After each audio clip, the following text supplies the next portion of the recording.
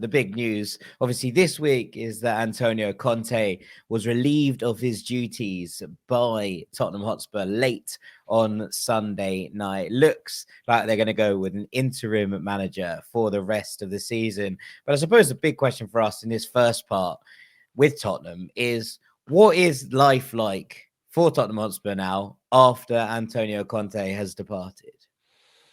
Well, it can be good, but they've got to get it right first. Tottenham standing in a moment now where they've parted ways with Conte. It came 8 days after his tantrum in that press conference. The writing was on the wall, obviously, as soon as he started saying the things that he said. And now Christian Stellini is in charge, as you say, looks like for the rest of the season with Ryan Mason. And given that Stellini is one of Conte's mates, I'm not expecting a major culture change here in the dressing room when the players return from international duty. I understand why they might have gone down this path, considering he did okay while Conte was off ill. And it gives them a bit of time here to try and find the right man.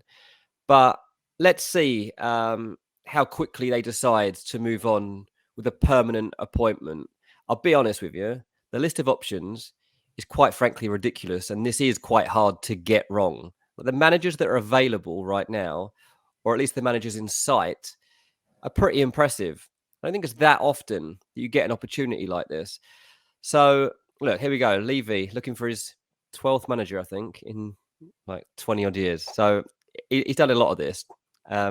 His three main candidates, as it stands, are Julian Nagelsmann, Mauricio Pochettino, and Luis Enrique.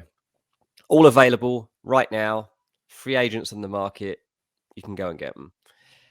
The other managers out of work right now that, if you wanted, you could go and talk to. There's Rafa Benitez out there. There's Bielsa out there. There's Lucien Favre. There's George Sampaoli. There's Zinedine Zidane, if you want to go and have a conversation with him, see if he fancied it. Other managers that are actually linked with Tottenham: Oliver Glasner, Roberto de Zerbi, Ruben Amorim, Ange Postecoglou, Marco Silva, Thomas Frank, Sergio Conceição, I think was linked to.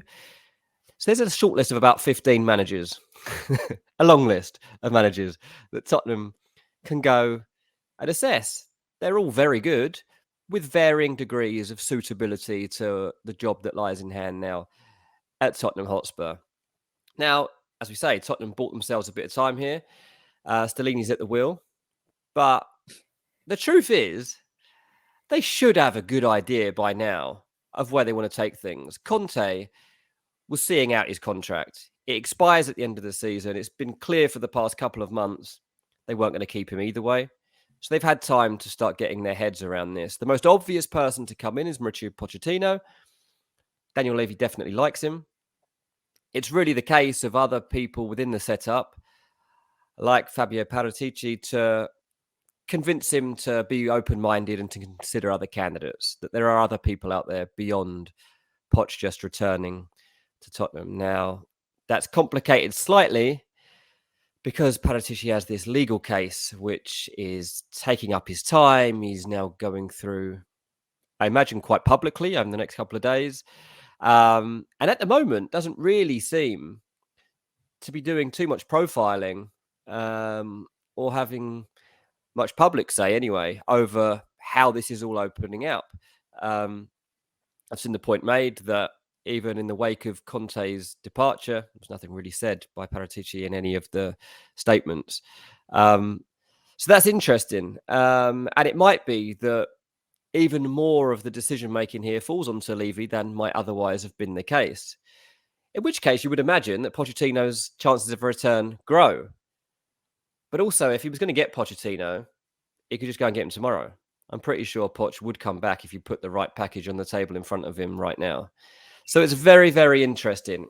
I am intrigued to hear what Manuel says on today's episode about the downfall of Bayern Munich under Nagelsmann, and also to hear from him how quickly Tuchel was put in place as the new boss.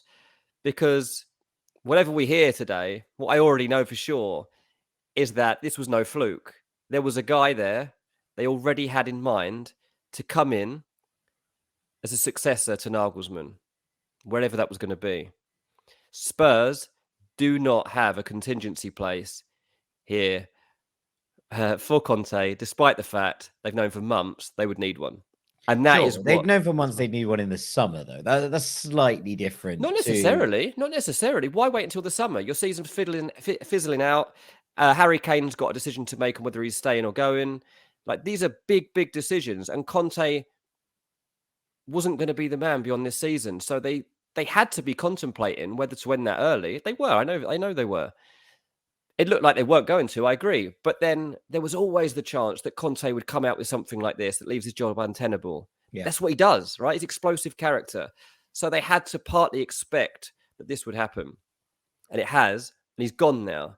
And they're left with, 10 games left of the season with an interim manager and saying they're just going to see things out. Let's see if they do that. Yeah, I mean, it's going to be intriguing to see if they come in. I mean, the difference here is if you wait to the summer, you probably make an approach for someone in a job. Or not necessarily, but, the kind of flip of the different sides of it, I suppose, is if you're looking to appoint someone who's currently out of work, it makes no sense to wait until the end of the season. If you're going to appoint someone who's already in a job, waiting until the summer might make more plausibility in terms of actually getting that person in that they want. So they've given themselves time to make that decision. As I say, Tottenham will be looking at top 4, but that's the only thing really left alive for them over the course of this season. It's also going to be interesting to see what direction the club goes in, right? Because going back to a Pochettino is almost a stark moment where you go, all right, we tried to come out of that. It failed. It failed. We're throwing away, 3 years? We're throwing it away. It's gone. See ya. Goodbye. And we're back to where we were 3 years ago. Now, there's also the point that Tottenham is a very different club, and Pochettino is a different manager from when they parted ways.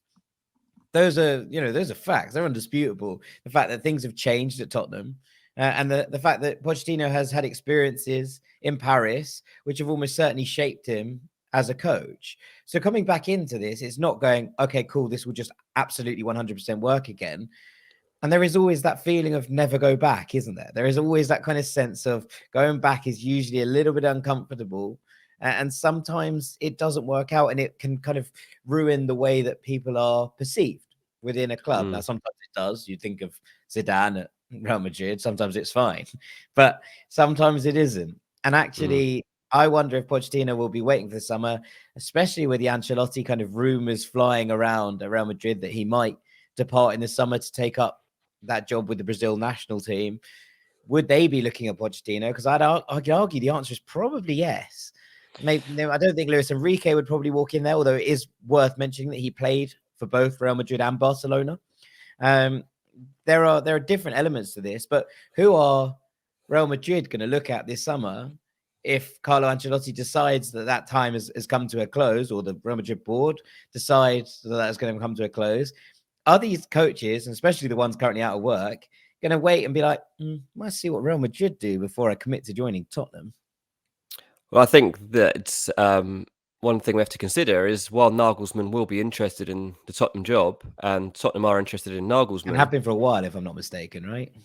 But he'll also have his eye on that Real Madrid situation. There's actually some really interesting quotes that came out literally like an hour ago that I saw them anyway, from when we started recording this. And the quotes actually came from a guy who is described as Nagelsmann's close friend and former youth team coach. His name is Ernst Tanner. And he was discussing the situation with Nagelsmann, and he says that the coaching market is tight, especially at the very top. And he says that German coaches are incredibly important abroad. He said, and Julian doesn't need to worry about his next job because there will always be different experiences and jobs that will appeal to him. And he says Real Madrid will definitely be an option again. But in terms of language and interest, I see England as the next and logical step.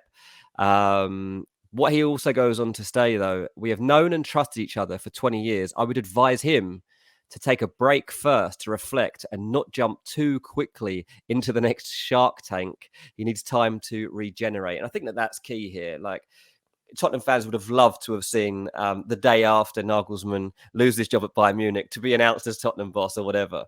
It was very, unrealistic that would happen. And I'd imagine he will need a period of reflection now, but also to consider what his next step will be. He's still so young, right? He's obviously like going to be one of the best bosses, whatever he does next, but he's still so young, and he'll want to consider. I mean, I remember before there was this discussion of him going to Tottenham, and it was like, well, this is seen as the perfect club for him in terms of like just below the very elite. And then the Bayern Munich job comes along quite unexpectedly, I guess, and he kind of has to take it in that moment, and he goes for it.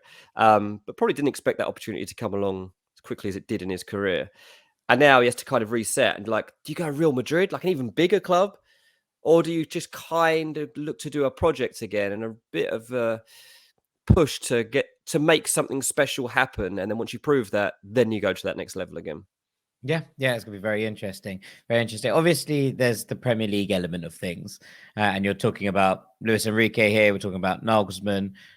Pochettino, obviously a different case, but none of those have managed in the Premier League. We've seen Ruben Amorim linked before. This isn't the first time we've seen Amorim linked to Tottenham, and Conte was someone you mentioned. None of them have any Premier League experience. Will Levy look to those managers who maybe are, De Zerbi is often touted here at Brighton as kind of doing a Pochettino with Southampton, right? And so instead of going back to Pochettino, does Levy go, maybe I should bring in the next person on that level? Now, I think that, to be perfectly honest with you, De Zerbi is going to have offers in Italy. I'd imagine that there is going to be at least one offer this summer from one of the big Italian clubs, which might be too good to turn down, considering he'll feel like he has wrongs to put right over there, at least a point to prove. But if they were going to go for that, someone like a De Zerbi or a Thomas Frank, obviously it's a bit different with Frank. He's worked within a very, very organized structure that's sorted out on a very, very tight level. Tottenham feels a lot looser than that right now in terms of how they go about their business. One of those two with Premier League experience might appeal slightly more than maybe a bigger name on a higher wage who hasn't got that experience within the Premier League. Yeah, maybe. I mean, I think that the Nagelsmann, Pochettino, Enrique sort of route seems less risky because of the profile of them and the experiences that they've had. And De Zerbi, I think he'll probably want to consider, like, on the back of whatever happens with Brighton this season. I mean, they've got the potential to finish in the top four at the moment. Like, they've got games in hand, they've got good momentum, they've got a real good thing going. It's not beyond the realms of possibility, that they finish fourth. It's still unlikely, but they could, and at least they could get a European place of some kind. And you wonder if they do manage that, you probably want to see that through and at least have a crack at what he can achieve on that level before he moves on. He's obviously only new to that job anyway, so there's that to consider. If Brighton missed out on all of it, maybe it becomes more tempting. Maybe then you think, right, okay, I did do a good job there. It was only a short amount of time, but these chances don't come along very often. And if I have a bad season with Brighton next season, might not come again for a while. So it's strange how these situations can fluctuate. Same as Thomas Frank. He's been linked with jobs recently, the past year or so. Brentford does seem like a good fit for him and what he's done so far. At some point, he's going to have a decision to make, and he'll have to be very, very selective about choosing the right moment and the right club to actually move on from Brentford, and if he even wants to. So it's all a very strange process, but it's intriguing, isn't it? It's interesting that these decisions are made and how they're made, but this Bayern Munich decision seems massive. Yeah. I think you're right for what it's worth. I would be looking to your Enrique's or maybe an Amorim here. If I was Tottenham, I think that Premier League experience is hugely overrated. I was just trying to get in Daniel Levy's head a little bit, try and work out exactly what he was thinking on that regard. And we've seen De Zerbi come in and perform miracles, and it's not the first time we've seen a manager come in. Ten Hag was questioned, De Zerbi was questioned. They've both come in and done excellent jobs in the Premier League without needing that experience. So I don't think it's absolutely vital. I was just trying to work out what Levy might be thinking, but it's going to be very interesting to see what the next step is for Tottenham Hotspur.